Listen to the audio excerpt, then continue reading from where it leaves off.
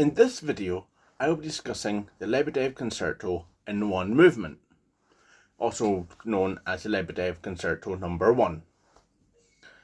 The Lebedev Concerto is made up of an allegro section, an andante section, returns to an allegro section, then another andante section before ending on an adagio section. The changes in the tempo give the music a feeling of being pushed and pulled in different directions like a wave, while also calling back to other concertos which are typically split into three separate movements, such as the Van Williams Tuba Concerto, without actually being in a separate movement.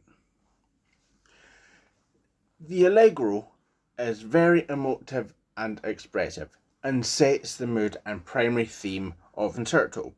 In measure 5, including the pickup note, there is a quaver that ties into a dotted crotchet, or a eighth tying into a dotted fourth quarter.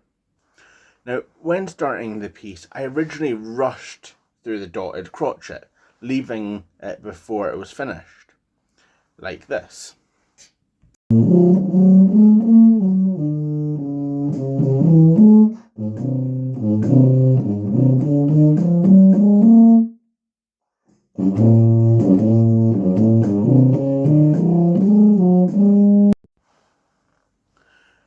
To change this, I pulled back on the first one, on the first quaver and dotted crotchet, and started to push forwards on the second one.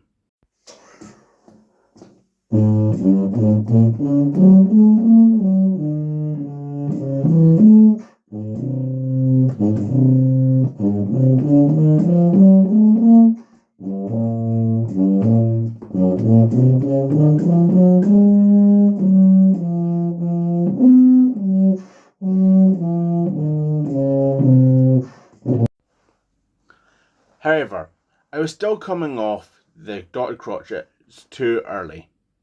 Now, to fix this in the end, I ended up using a metronome, which normally drives me insane. And I was able to get used to playing the note for its full length, thanks to the fact that I was able to hear the constant beat on 1, 2, 3, 4. 1, 2, 3, 4. And a very similar situation was happening in the andante section leading into the allegro. Using the metronome, I was able to get the off beats in place in time, as you're about to see.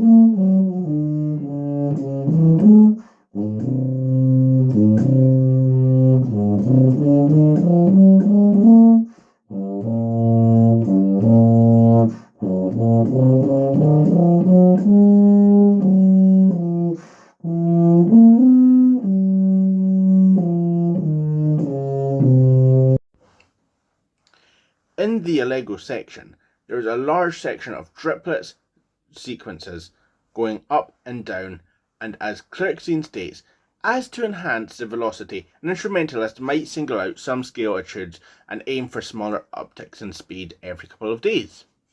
And I did just that. I slowed the triplets right down and slowly increased the speed of them every few days, letting myself get comfortable with one speed before speeding them up.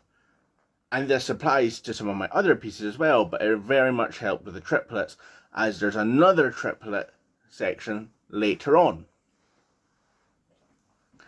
Now, in the allegro section, there's a cadenza, where the piano drops out and the tuba is the only one playing. Working on the cadenza, I listened to other versions to see how other players had handled it. Listening to them, I was able to start coming to my own conclusions of what I wanted my version of a cadenza to sound like. It needed to sound somewhat close to what Alexei Lebedev wanted, but it also needed to have a bit of my flair into it.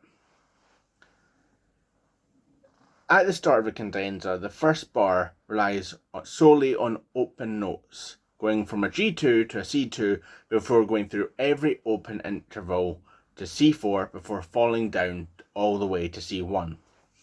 To work on my open notes and keep them separate, especially the C3, E3 and G3, I worked on my embouchure, playing using only the mouthpiece and pitching the notes without worrying about my other intervals, as I mentioned in my embouchure video.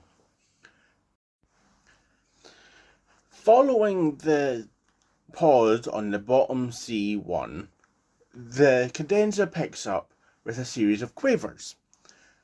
To make the cadenzas emotive, I pushed forwards with the first set bar of quavers, which leads into the third page, before pulling back on the next bar, bringing it to a very nice speed for quavers that lead into a pause afterwards. I repeat the same style of pushing and pulling a couple bars later when that motif returns. But I do not pull back as much as I did originally, as it leads into a presto, and I do not want to be too slow to make the presto seem like it's going from a snail's pace to a cheetah. It needed to be a nice balance. Now, following the presto, there is a shift as in the key as it gets to the final Majesto. The key shifts to that of A major, but as I transpose music to read it as treble clef, this key turns into F sharp major for me. To get around this issue, I wrote in every valve combination on the sheet music until I could remember that everything but the B was sharpened. This allowed for near memorization of the music in my mind, as I did not look at what the notes were, but just their lengths. For the final 4 bars of the music returns to the original motif from bars 5 to about the Andante. However, the key does not revert back. But after a while practicing and slowing the music down so I was making sure I was getting the right key, it no longer bothered me. As a matter of fact, getting over the hurdle of the F sharp key, F sharp major key, helped me with one of my other pieces that I'm working on, the Waltz from Mippy 3, which similarly has a horrible key, especially when transposing.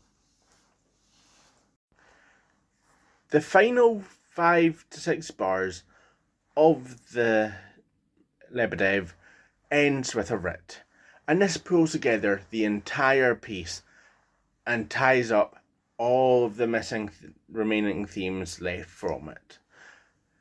It also works really well with the next piece of my program, which is the Vivaldi Sonata No. 2 in F major, as the first movement in that is rather slow, and this means the tempo changes will not drastically affect the audience, which is what I'm hoping for.